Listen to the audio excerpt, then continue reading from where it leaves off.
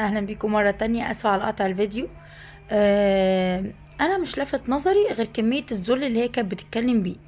يعني هي عندها استعداد آه تعمل اي حاجة، وعمالة تذل في نفسها جدا، وعمالة تتحايل جدا، وعمالة تشد في ايده ومنظر غريب، وصوتها عالي وبتتحايل قوي. هو عمال يقول لها كلام صعب، عمال يقول لها غوري في داهية، مش هشوف وشك تاني، انا كلمتي ما بتتسمعش. ده ابوها لو قال لها كده في البيت هتخش اوضتها وتخبط الباب في وشه، لان ما ردتش عليه. انا كلمتي ما بتتسمعش، ما هو انا مش راجل. ما هو انت فعلا يا حبيبي مش راجل.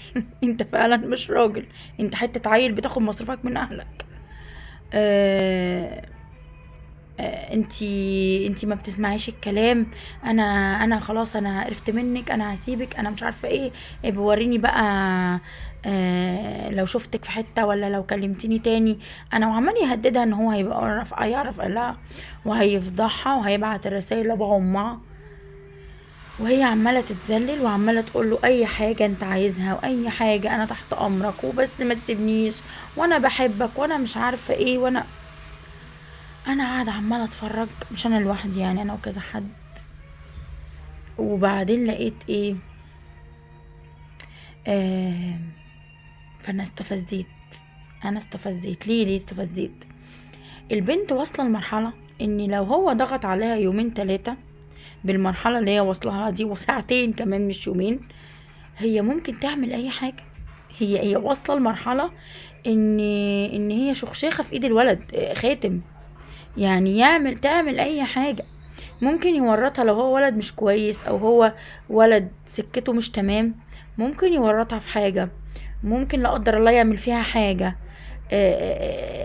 هي تحت طوعه جدا، وهي مذلولة له جدا جدا جدا. فهي بنوتة صغيرة وصعبت عليا. ليه تعملي في نفسك كده يا ماما؟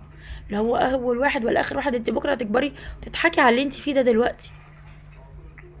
وطول عمرنا البنت معززة، والبنت هي اللي بتجري وراها، والبنت هي اللي يعني جوهرة. البنت هي اللي يعني ما تعملش في نفسها كده. عايز يغور ما يغور، ولو ان انا اصلا ضد الصحوبية والكلام الفاضي ده، بس عايز يغور ما يغور. ليه بتعملوا في نفسكوا كده؟ وامك عارفة ان انتي مصاحبة ولد وبالمنظر دوت، وذلة نفسك ليه بالمنظر ده. انا اسكت؟ ما اسكتش. رحت رحت ندهلها، قلت لها حبيبتي سيبيه يمشي، و...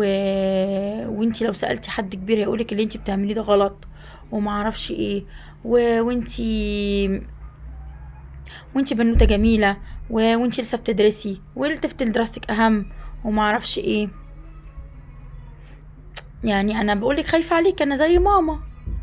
راحت بصالي كده بصة مش حلوة خالص، بأمانة. عشان لسه كنت بقول لو باباها عمل كده فيها ومامتها هتبص لهم وهترد عليهم كمان، لان وانا غلطانه ان انا اتكلمت والله. راحت بصلي بصه مش حلوه خالص، وقالت لي حضرتك مالك يا طنط؟ حضرتك انا ما طلبتش رايك. وسابتني ومشيت.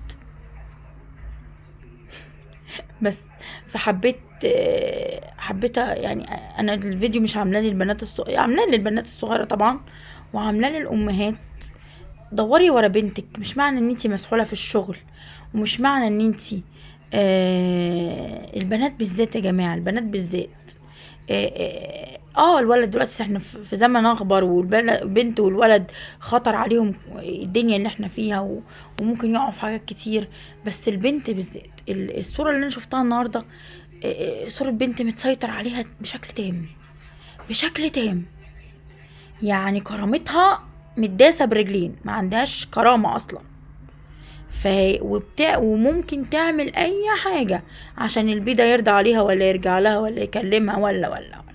ولو هددها بقى بحاجة تانية الموضوع اصعب. بس شكرا لكم جدا.